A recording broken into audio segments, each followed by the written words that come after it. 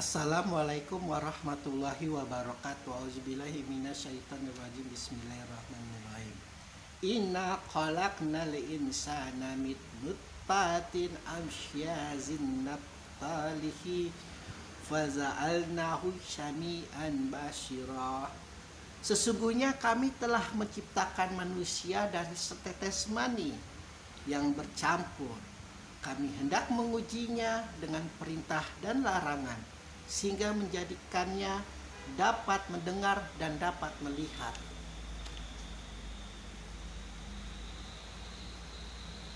Mungkin sudah ketiga, keempat, kelima, bahkan tak terhitung bagaimana Allah mengklaim bahwa Dia menciptakan manusia itu dari setetes mani yang bercampur. Namun kata campur ini baru kita dapat kali ini. Biasanya hanya setetes mani saja. Dan adapun proses manusia tercipta adalah untuk mengujinya dengan perintahnya, dengan larangannya. Namun ada yang menarik, ketika manusia sudah diuji dengan perintah dan larangannya, Allah mengklaim bahwa itulah yang membuat akhirnya manusia dapat mendengar dan melihat. Mendengar dan melihatnya itu dalam kacamata iman, dalam kacamata Islam. Allah pastikan bagi mereka yang mengikuti perintahnya dan menjauhi larangannya. Karena banyak sekali manusia yang mendengar dan melihat itu bukan dari kacamata iman, dari kacamata Islam, dari kacamata laknatullah, dari kacamata kefasikan, kemaksiatan. Bahkan saking tebalnya kemungkaran yang dia lakukan, sedikit demi sedikit akan mengklaim bahwa perbuatan buruknya itu adalah perbuatan baik. Bahkan ketika mendengar nasihat-nasihat agar mereka segera bertobat, agar mereka segera insaf, agar mereka segera kembali ke jalan Allah, mereka mengklaim bahwa itu adalah manusia-manusia yang so suci. Dan tak terhitung jumlahnya dengan jari orang-orang semacam itu yang sudah dihasuti oleh laknatullah. Biasanya orang-orang semacam itu adalah mereka yang mengklaim kejatuhan akhlaknya, kejatuhan moralnya, kejatuhan harga dirinya itu menyalahkan karena orang lain. Dan ketika dia sudah menyalahkan orang lain, sulit bagi dia untuk bangkit, untuk sadar, sehingga mereka mendengar dan melihatnya bukan dengan kacamata Allah, dengan kacamata hawa nafsunya itu, dendam, iri hati, dengki.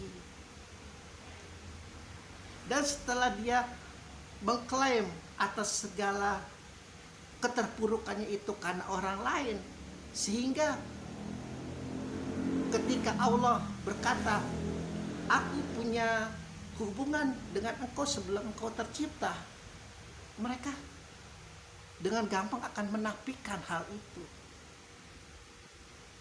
Mereka akan mengedepankan bukti-bukti empiris dan akhirnya percaya bahwa manusia itu hasil evolusi, tidak ada hubungannya dengan Tuhan. Hari penghisapan itu tidak ada, hari kiamat itu tidak ada.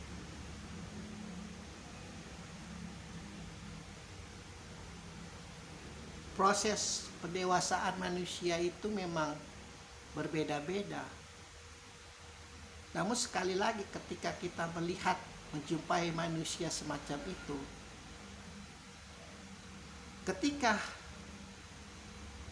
nasihat yang dari Allah seperti yang sudah kita uraikan di dalam surat Al-Musalat sebelumnya, ketika Al-Quran saja sudah mentok di hati mereka, maka ya sudah, satu-satunya yang bisa Rasulullah lakukan ketika menemui orang-orang kaum-kaum semacam itu hanya berdoa kan pada akhirnya.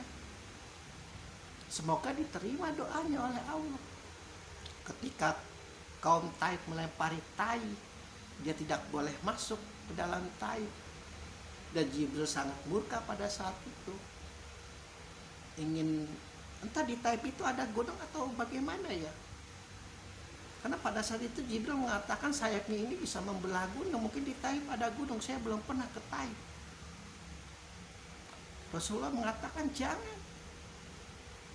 Semoga mereka mendapat hidayah dari Allah, semoga mereka mendapat pertolongan dari Allah. Dan alhamdulillah doanya didengar.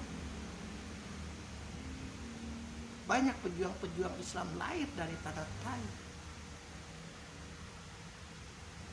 Bagi mereka yang belajar ilmu agama Islam, sirah Islam, tahu betul siapa pejuang-pejuang itu. Di ayat kedua sekali lagi, berulang kali. Karena mungkin Allah sadar ini manusia, aku sudah mengklaim, aku sudah punya hubungan sebelum mereka tercipta, bahkan sebelum punya air mani. Oh, mereka tidak mau. Ayat yang pertama ini mereka dustakan. Ya sudah nih, ujungnya saja. Kau tercipta dari air mani yang aku ciptakan yang bercampur kepada sel ovarium. Dan tugasmu adalah mengikuti perintahku dan menjauhi laranganku agar engkau dapat mendengar dan melihat dengan kacamataku. Dengan kacamata ilahiyah, dengan kacamata Allah, bukan selainnya. Karena di sini Allah mengatakan kami hendak mengujinya dengan perintah dan larangan, sehingga menjadikan manusia itu dapat mampu mendengar dan melihat. Karena banyak sekali manusia ini yang hidupnya ini tuli, yang hidupnya ini buta. Sudah jelas-jelas itu salah, namun mereka masih lakukan. Kan artinya mereka melihat tapi tidak melihat. Sudah jelas Allah katakan akan ada hari penghisapan, akan ada akhirat, akan ada surga dan neraka, tapi mereka tidak mau mendengar. Kan jelas-jelas mereka mampu mendengar, tapi telinga mereka tuli. Hidup tapi tidak hidup, seperti yang sudah saya uraikan sebelumnya. Hidupnya seperti zombie.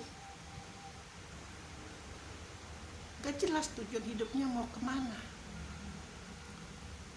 Padahal tujuan Allah sudah jelas menciptakan manusia selain menyembahnya, dan pada akhirnya adalah berusaha. Hai manusia, sesungguhnya aku telah bekerja keras menemuiku, sekarang saatnya engkau menemuiku.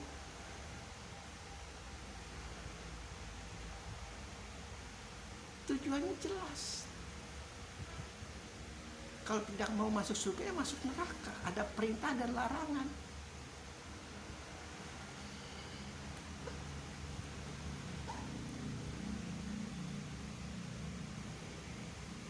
Sekali lagi dalam hidup ini ada yang namanya ujian, cobaan, dan azab. Di sini Allah berkata hendak mengujinya. Itu artinya ada di dalam diri kita, ada di dalam akal, hati, dan nafsu kita, berhubungan dengan ketiga hal itu. Dan sangat luar biasa memang bisikan Lanatul.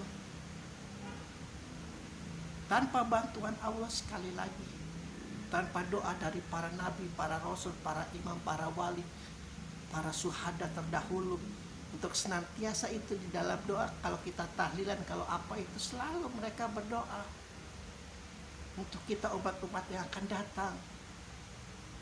Semoga diberi kebaikan, semoga diberi petunjuk, semoga diberi jalan yang benar, jalan yang lurus. Itu nyampe, tapi kita tidak sadar. Ketika kita hendak berniat berbuat jahat, lalu tiba-tiba kejahatan kita diketahui, bersyukurlah. Allah sedang mengajabi kita di sini, karena nilai ajab di dunia dengan di akhirat itu sangat tidak masuk akal perbedaannya. Ajab di sini mungkin hanya di penjara, mau tidak mau kebebasan kita diambil oleh negara. Tapi ajab di sono, seperti yang sudah kita ketahui, selamat datang. Kau memasuki neraka yang memiliki 3 cabang. Yang di dalam percikan-percikan asap itu ada percikan-percikan yang sebesar istana. Bayangkan saja coba. Sangat jauh beda ajab kita di dunia dengan di akhirat. Maka bersyukurlah ketika kita berniat jahat, berniat hendak menipu, berniat hendak merampok mungkin atau apapun itu, Allah dahulukan dengan engkau diberikan azab oleh Allah di dunia. bersyukurlah, sangat bersyukur. Alhamdulillahirabbil alamin.